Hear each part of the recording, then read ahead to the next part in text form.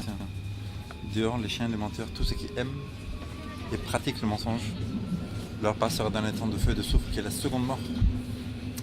Pourquoi une seconde mort? Quand Jésus revient, les bons vont au paradis, les bons morts sont ressuscités pour le paradis, et les gens qui sont restés sur la vie méchants, ils vont être tués, écrit par la brillance de l'avènement du Seigneur.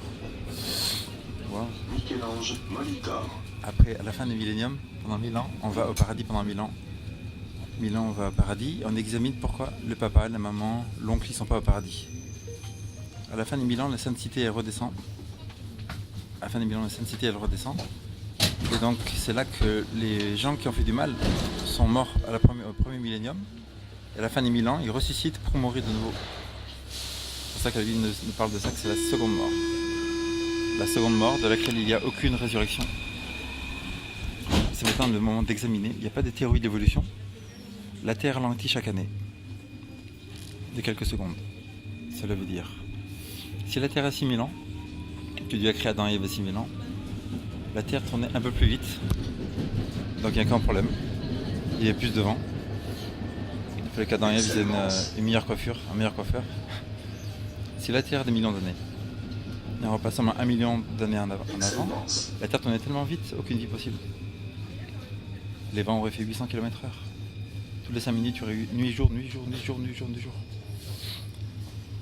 Ça prouve que la théorie de l'évolution n'est pas de la science. On peut ni tester, ni prouver, ni démontrer. Donc c'est bien une religion, un fait religieux. Si on prend Adam et Ève 6000 ans, on ajoute toutes les générations jusqu'à aujourd'hui. On arrive à 7 milliards de gens. 7 milliards de gens en 6000 ans, aucun problème.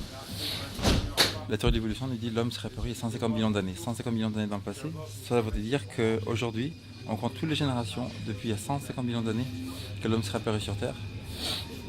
Aujourd'hui, il y aurait 150 000 personnes par centimètre cube. Ouh là là là, ça ferait beaucoup de monde. Dans le métro ici, il doit y avoir 80 millions de personnes. Où sont tous les gens qui sont morts?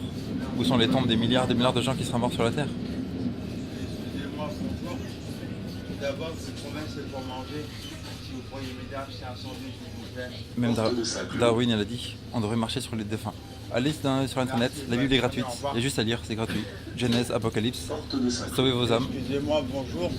Avant que ce soit trop tard. Tout d'abord, je vous promets. Car bientôt la fin du monde arrive. Si vous pourriez m'aider à acheter un sandwich. Repentez-vous avant que ce soit trop tard. S'il vous plaît. Des jugements vont tomber partout sur la terre. Sauvez vos âmes. Sauvez vos âmes avant que les cataclysmes vont tomber. Car Dieu ne veut pas supporter cette génération méchante, égoïste, violente, arrogante. Encore longtemps. Demandez pardon avant que ce soit trop tard.